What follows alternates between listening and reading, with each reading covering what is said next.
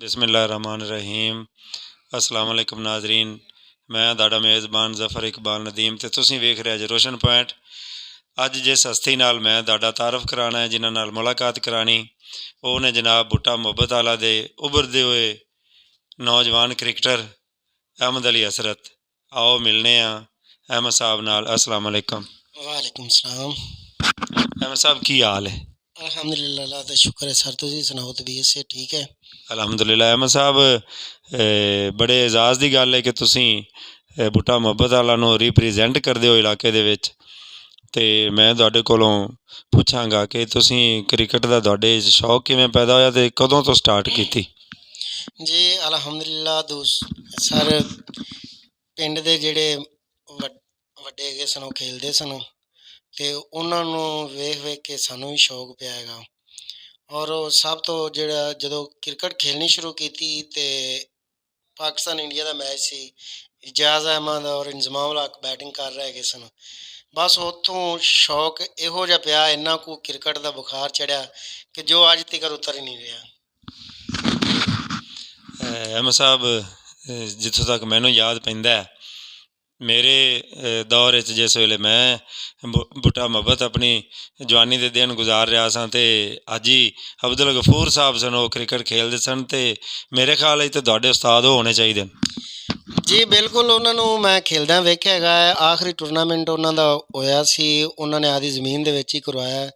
ਉਹਨਾਂ ਦਾ ਮੈਂ ਵੇਖਿਆ ਹੈਗਾ ਸੀ। ਹਾਜੀ ਅਬਦੁਲ ਗਫੂਰ ਸੀ, ਲਾਲਾ ਅਸ਼ਰਫ ਸੀ, ਸ਼ਕੀਲ ਕੁਰਬਾਨ, ਉਸਤਾਦ ਤਾਜਦੀਨ, ਉਹਨਾਂ ਨੂੰ ਮੈਂ ਵੇਖਿਆ ਹੈਗਾ। ਔਰ ਤੁਹਾਡਾ ਵੀ ਇੱਕ ਤੁਸੀਂ ਬੈਡਮਿੰਟਨ ਦਾ ਫਾਈਨਲ ਖੇਲ ਕੇ ਆਏ ਸੀ, ਜਿਹਦੇ ਵਿੱਚ ਮਹਿਮਾਨ ਖਸੂਸੀ ਹੈਗੇ ਸਨ ਸੈਯਦ ਵਕਾਰ ਹੁਸੈਨ ਸ਼ਾਹ ਕਰਮਾਨੀ, ਅਗਰ ਮੈਂ ਨਾ ਗੁੱਸਾ ਤਾਂ। ਕੁਰਬਾਨ ਅਤੇ ਨਵਾਜ਼ ਨਾਲ ਤੁਹਾਡਾ ਫਾਈਨਲ ਹੋਇਆ ਸੀ। ਤੁਹਾਡੇ ਨਾਲ ਪਤਾ ਨਹੀਂ ਕਿਹੜਾ ਮੁੰਡਾ ਹੈਗਾ ਸੀ, ਇਸ ਚੀਜ਼ ਦਾ ਮੈਨੂੰ ਨਹੀਂ ਪਤਾ ਹੈਗਾ। ਜਿੰਨਾ ਕੁ ਮੇਰਾ ਇਲਮ ਹੈਗਾ, ਮਤਲਬ ਕਿ ਇੰਨਾ ਸ਼ੌਕ ਹੈਗਾ ਸੀ ਗੇਮ ਨੂੰ ਵੇਖਣ ਦਾ ਔਰ ਖੇਲਣ ਦਾ। ਅਖਤਰ ਖਾਨ ਦੀ ਹਵੇਲੀ ਦੇ ਨਾਲ ਖੇਲੇ ਜੀ ਬਿਲਕੁਲ, ਅਖਤਰ ਖਾਨ ਦੀ ਹਵੇਲੀ ਦੇ ਨਾਲ। ਕਿਆ ਬਾਤ ਹੈ, ਬੜੀ ਪੁਰਾਣੀ ਗੱਲ ਹੈ ਜੀ। ਮੈਂ ਅਤੇ ਅਕਮਲ ਹੁਸੈਨ ਕਿਰਮਾਨੀ ਅਸੀਂ ਉੱਥੇ ਬੈਡਮਿੰਟਨ ਖੇਲਣ ਗਏ ਸੀ ਅਤੇ ਮੈਨੂੰ ਖੁਸ਼ੀ ਅਹਿਮਦ ਸਾਹਿਬ ਇਸ ਲਈ ਹੁੰਦੀ ਕਿ ਮੇਰਾ ਉਹ ਬਾਪ ਦਾਦੇ ਦਾ ਰਹਿਣ ਵਾਲਾ ਇਹ ਬੂਟਾ ਮੁਹੱਬਤ ਵਾਲਾ ਜਗ੍ਹਾ ਹੈ ਮੇਰੇ ਬਾਪ ਦਾਦੇ ਦੀ, ਅਤੇ ਮੇਰੇ ਵਾਲਦੈਨ ਨੇ ਉੱਥੇ ਜ਼ਿੰਦਗੀ ਗੁਜ਼ਾਰੀ, ਮੇਰੇ ਦਾਦੇ ਨੇ ਉੱਥੇ ਜ਼ਿੰਦਗੀ ਗੁਜ਼ਾਰੀ।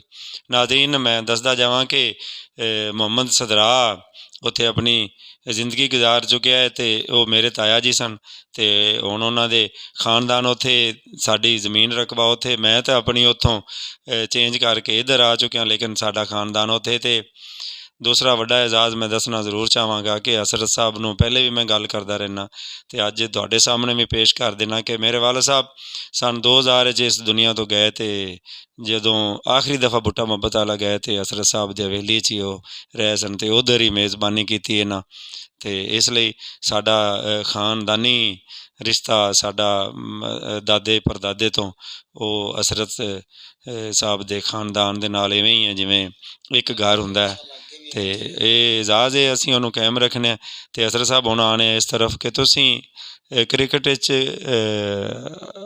ਅੱਲ੍ਹਾ ਬੇ ਕਿਹਦੇ ਕੋਲੋਂ ਸਿੱਖੀ ਹੈ ਜੀ?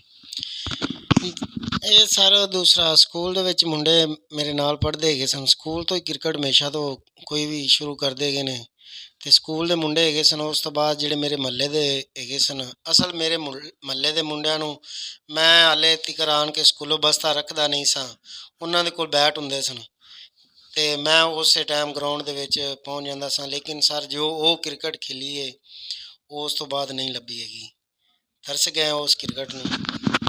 ਅਹਿਮਦ ਸਾਹਿਬ, ਤੁਸੀਂ ਮੈਂ ਤਾਂ ਵੇਖਿਆ ਬੈਟਿੰਗ ਹੀ ਕਰਦੇ ਜੇ, ਅਤੇ ਮੈਨੂੰ ਰਿਜ਼ਵਾਨ ਜ਼ਫਰ ਨੇ ਕਹਿਣਾ, ਅਬੂ ਜੀ ਅਸੀਂ ਹਸਰਤ ਸਾਹਿਬ ਸਾਨੂੰ ਲੈ ਕੇ ਚੱਲੇ ਨੇ ਜੀ, ਅਸੀਂ ਉਹਨਾਂ ਨਾਲ ਖੇਲਣ ਚੱਲੇ ਹਾਂ। ਮੈਂ ਉਹਨਾਂ ਕੋਲੋਂ ਜਿਸ ਵੇਲੇ ਪੁੱਛਿਆ ਅਤੇ ਮੈਨੂੰ ਤਾਂ ਡਬਲ ਇੰਜੋਏਮੈਂਟ ਹੋਈ ਕਿ ਦੇਖੋ ਸਾਡੇ ਬੱਚਿਆਂ ਦੇ ਨਾਲ ਅਗਰ ਬੂਟਾ ਮੁਹੱਬਤ ਵਾਲੇ ਤੋਂ ਸਾਡੇ ਅਜ਼ੀਜ਼ਾਂ ਦੇ ਬੱਚੇ ਖੇਲਦੇ ਨੇ ਤਾਂ ਬੜਾ ਐਜ਼ਾਜ਼ ਹੈ। ਅਤੇ ਜਿੰਨੀ ਮੁਹੱਬਤ ਇਹਨਾਂ ਰਿਜ਼ਵਾਨ ਜ਼ਫਰ ਨੂੰ ਦਿੱਤੀ, ਜਿਸ ਤਰ੍ਹਾਂ ਜਾ ਕੇ ਖੇਲੇ ਨੇ, ਅਤੇ ਉਸ ਵੇਲੇ ਮੈਨੂੰ ਪਤਾ ਚੱਲਾ ਕਿ ਕੋਈ ਬੜਾ ਹੀ ਕ੍ਰਿਕਟ ਦਾ ਸ਼ਾਦਾਈ ਆਦਮੀ ਹੈ ਜਿਨੇ ਇਹ ਕੰਮ ਸ਼ੁਰੂ ਕੀਤਾ ਬੂਟਾ ਮੁਹੱਬਤ ਵਾਲੇ 'ਚ। ਅਤੇ ਮੈਂ ਤੁਹਾਨੂੰ ਦੱਸਦਾ ਜਾਵਾਂ, ਹਜ਼ਰਤ ਸਾਹਿਬ ਤਾਂ ਆਪਣੇ ਮੂੰਹੋਂ ਨਹੀਂ ਕਹਿਣਾ, ਕਿਉਂਕਿ ਇਹਨਾਂ ਦੀ ਤਬੀਅਤ 'ਤੇ ਸ਼ਰੀਫ ਨਫਸ ਇਨਸਾਨ ਨੇ, ਆਪਣੇ ਆਪ ਨੂੰ ਇਹ ਜ਼ਿਆਦਾ ਸ਼ੋਅ ਕਰਾਉਣਾ ਨਹੀਂ ਚਾਹੁੰਦੇ। ਲੇਕਿਨ ਮੈਂ ਜ਼ਰੂਰ ਦੱਸਾਂਗਾ ਕਿ ਬੂਟਾ ਮੁਹੱਬਤ ਵਾਲੇ 'ਚ ਅਗਰ ਕ੍ਰਿਕਟ ਨੂੰ ਦਵਾਮ ਬਖਸ਼ਿਆ ਅਤੇ ਉਹ ਹਜ਼ਰਤ ਸਾਹਿਬ ਨੇ ਬਖਸ਼ਿਆ। ਆਪਣੀ ਲੀਗ ਕਰਾਉਂਦੇ ਨੇ, ਆਪਣੀ ਕ੍ਰਿਕਟ ਖਿਲਾਉਂਦੇ ਨੇ ਬੱਚਿਆਂ ਨੂੰ, ਖੁਦ ਖੇਲਦੇ ਨੇ ਅਤੇ ਅੱਜ ਕੱਲ੍ਹ ਖੇਲ ਰਹੇ ਨੇ ਜਮਖਾਨਾ ਹੁਜਰਾ ਸ਼ਾਹ ਮਕੀਮ ਦੇ ਵਿੱਚ। ਅਤੇ ਹਜ਼ਰਤ ਸਾਹਿਬ ਪਹਿਲੇ ਤਾਂ ਆਪਣੀ ਲੀਗ ਦੇ ਬਾਰੇ ਦੱਸੋ, ਤੁਸੀਂ ਕਿਸ ਤਰ੍ਹਾਂ ਦੀ ਕਰਾਉਂਦੇ ਹੋ ਬੂਟਾ ਮੁਹੱਬਤ ਵਾਲਾ ਦੇ ਵਿੱਚ। ਬਲਕਿ ਇਹਨਾਂ ਬੜੀ ਸਖਤੀ ਨਾਲ ਪਹਿਲੇ ਕਿਹਾ ਜੀ ਬੂਟਾ ਮੁਹੱਬਤ ਵਾਲੇ ਹੀ ਖਾਲੀ ਖੇਲ ਸਕਦੇ ਨੇ, ਅਤੇ ਮੈਂ ਇਹਨਾਂ ਨੂੰ ਜ਼ੋਰ ਵੀ ਲਾਇਆ। ਮੈਂ ਕਿਹਾ ਯਾਰ ਰਿਜ਼ਵਾਨ ਦੇ ਨਾਂ ਦੀ ਅਗਰ ਜ਼ਮੀਨ ਉੱਤੇ ਹੋਵੇ ਤਾਂ ਮੁੜ ਤਾਂ ਉਹ ਖੇਲ ਸਕਦਾ। ਲੇਕਿਨ ਇਹਨਾਂ ਕਿਹਾ ਕਿ ਨਹੀਂ ਸਰ ਜੀ, ਬਾਕੀ ਲੋਕ ਅਗਰ ਫਰਜ਼ ਕਰੋ ਇਤਰਾਜ਼ ਕਰਦੇ ਨੇ ਤਾਂ ਮੈਂ ਸਖਤੀ ਨਾਲ ਉਹਦੇ 'ਤੇ ਅਮਲ ਕਰਨਾ, ਜਿਹੜੇ ਕਵਾਨੀਨ ਬਣਾਏ ਨੇ। ਅਤੇ ਮੈਨੂੰ ਖੁਸ਼ੀ ਹੋਈ ਸੀ। ਹਜ਼ਰਤ ਸਾਹਿਬ ਆਪਣੀ ਲੀਗ ਦੇ ਬਾਰੇ ਜ਼ਰੂਰ ਦੱਸੋ ਜੀ। ਸਰ ਜੀ, ਸਭ ਤੋਂ ਪਹਿਲਾਂ ਤਾਂ ਮੈਂ ਰਿਜ਼ਵਾਨ ਜ਼ਫਰ ਹੋਰਾਂ ਦੇ ਨਾਲ ਜਦੋਂ ਮੇਰੀ ਮੁਲਾਕਾਤ ਹੋਈ ਹੈ, ਮੈਂ ਕ੍ਰਿਕਟ ਤੋਂ ਤਕਰੀਬਨ 2012 ਤੋਂ ਬਾਅਦ ਛੱਡ ਦਿੱਤੀ ਸੀ। ਅਤੇ ਯਾਹੀਏ ਨੇ ਮੇਰਾ ਕਿਲੇ ਵਾਲੀ ਲੀਗ ਦੇ ਵਿੱਚ ਦੂਸਰਾ ਫਾਰਮ ਜਮ੍ਹਾਂ ਕਰਵਾ ਦਿੱਤਾ ਹੈਗਾ। ਅਤੇ ਕੁਦਰਤ ਵੱਲੋਂ ਹੀ ਮੈਂ ਰਮਾਨ ਕਲੰਦਰ ਦੇ ਵਿੱਚ ਸਿਲੈਕਟ ਹੋਇਆ। ਉੱਧਰ ਸਫਦਰ ਬਾਗੂਵਾਲ ਵਾਲਾ ਸੀ ਅਤੇ ਨੋਮੀ ਚਿੜਾ ਸੀ, ਸਲਮਾਨ ਨੋਮੀ, ਉਹਨਾਂ ਦੇ ਨਾਲ ਹੀ ਇਹ ਜਾਂਦੇ ਹੈਗੇ ਸਨ, ਰਿਜ਼ਵਾਨ ਜ਼ਫਰ ਵੀ, ਅਰਸ਼ਦ ਬਾਬੂ ਵੀ। ਅਤੇ ਮੈਂ ਉਹਲੇ ਜਿਲੇ ਇਹਨਾਂ ਨੂੰ ਵੇਖਦਾ ਸਨ, ਮੈਂ ਦੱਸ ਯਾਰ ਸਾਡੇ ਪਿੰਡ ਆਉਂਦੇ ਹੈਗੇ ਨੇ ਅਤੇ ਇਹ ਵੀ ਭਲਾ ਕੋਈ ਖੇਲਦੇ ਹੋਣਗੇ।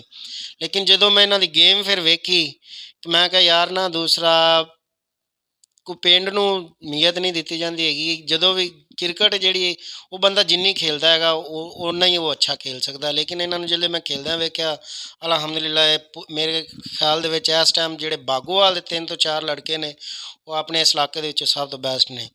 ਔਰ ਉਸ ਤੋਂ ਬਾਅਦ ਸਰ ਜੀ ਲੀਗ ਲਿਆਵਾਂ, ਅਤੇ ਲੀਗ ਮੇਰਾ ਇੱਕ ਆਪਣਾ ਸ਼ੌਕ ਹੈਗਾ ਸੀ ਕਿ ਮੈਂ ਆਪਣੇ ਪਿੰਡ ਦੇ ਮੁੰਡਿਆਂ ਨੂੰ ਇਸ ਤਰ੍ਹਾਂ ਦੀ ਕ੍ਰਿਕਟ ਖਿਲਾਵਾਂ ਕਿ ਉਹ ਕਿਸੇ ਦੇ ਨਾਲ ਜਾ ਕੇ ਖੇਲਣ ਨਾ, ਅਤੇ ਉਹਨਾਂ 'ਤੇ ਕੋਈ ਪ੍ਰੈਸ਼ਰ ਨਾ ਪਾਵੇ, ਉਹਨਾਂ 'ਤੇ ਕੋਈ ਜ਼ੋਰ ਨਾ ਦੇਵੇ। ਕਿਉਂਕਿ 2017 ਦੇ ਵਿੱਚ ਸਰ ਮੈਂ ਇਸ ਹਾਰਡ ਬਾਲ ਤੋਂ ਬਾਅਦ ਜਾ ਕੇ ਮੈਂ ਇਲਾਕੇ ਦੇ ਵਿੱਚ ਅਗਰ ਸਭ ਤੋਂ ਪਹਿਲਾਂ ਟੇਪ ਬਾਲ ਦੀ ਅਗਰ ਲੀਗ ਸ਼ੁਰੂ ਕੀਤੀ ਹੈ ਨਾ, ਡਰਾਫਟਿੰਗ ਵਾਲੀ, ਅਤੇ ਉਹ ਮੈਂ ਅਲਹਮਦੁਲਿਲਾ ਮੈਂ ਸ਼ੁਰੂ ਕੀਤੀ ਸੀ 2017-18 ਦੇ ਵਿੱਚ। ਫਾਈਨਲ ਵੀ ਕਰਵਾਏ।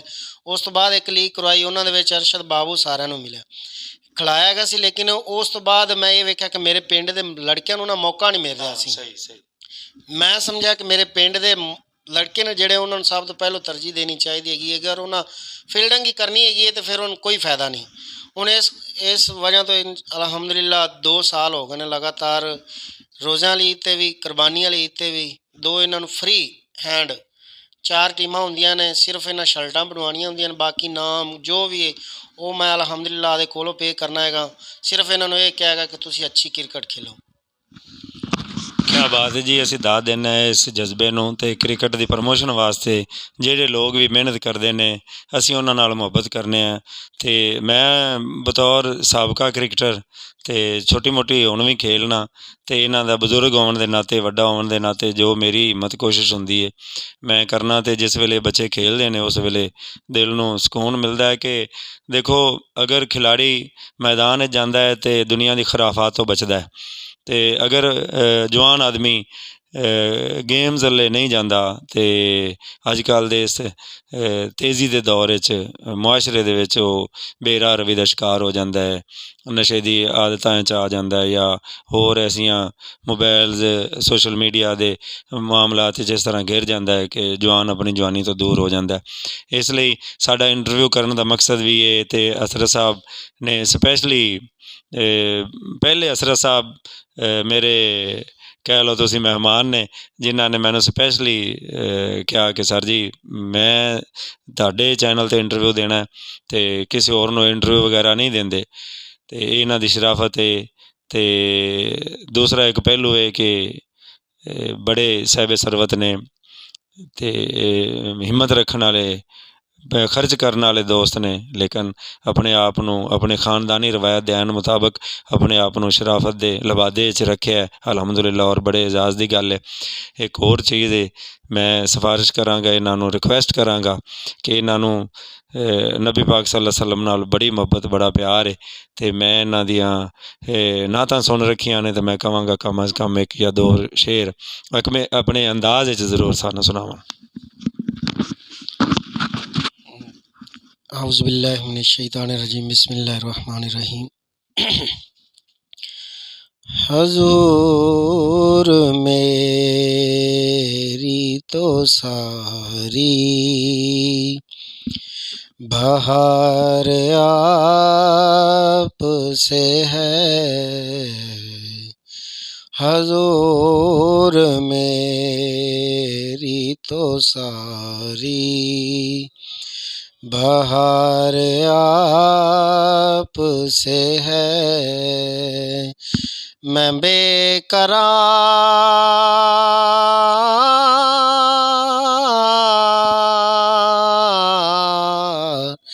میں بے قرار تھا، میرا قرار آپ سے ہے، حضور میری تو ساری،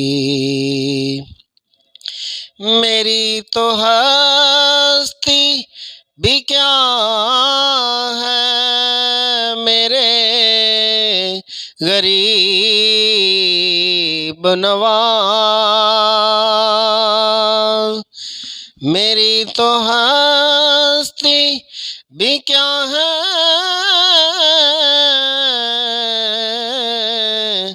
میرے غریب نواز، جو مل رہا ہے وہ سارا پیار آپ سے ہے، میں بے قرار،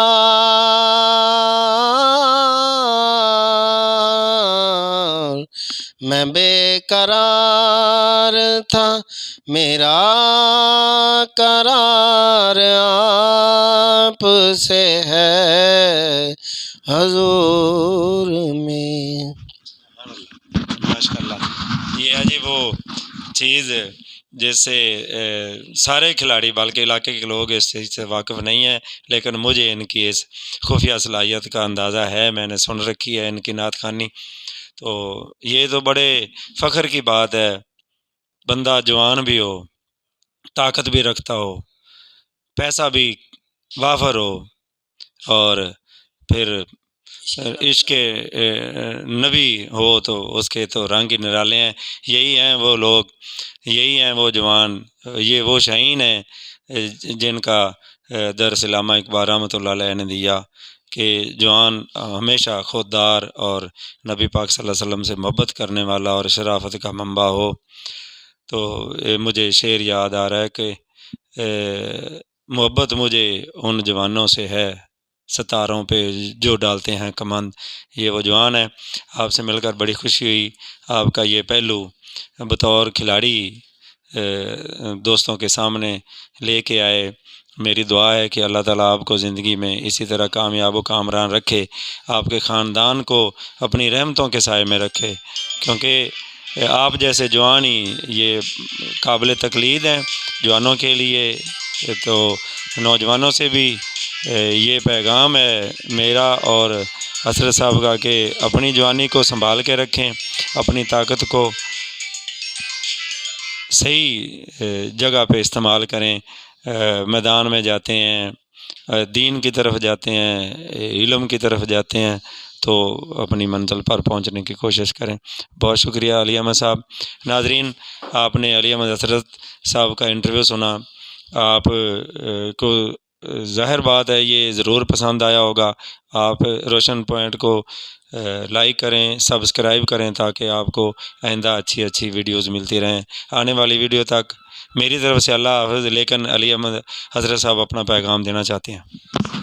سر میں یہ ناظرین کو بتانا چاہتا ہوں کہ آپ ہمارے لیے ایک رول ماڈل ہیں کہ آپ اپنے بچوں کے ساتھ کرکٹ کھیلنے گراؤنڈ میں خود جاتے ہیں، تو یہ میرے دیکھنے میں بہت کم آیا ہے، تو یہ ان کے رضوان ظفر کے لیے اور اسلان کے لیے بہت اعزاز کی بات ہے کہ والد خود جو ان کے ساتھ جائے، پھر ان کا کھیلنے کا تو مزہ ہی اور ہوگا۔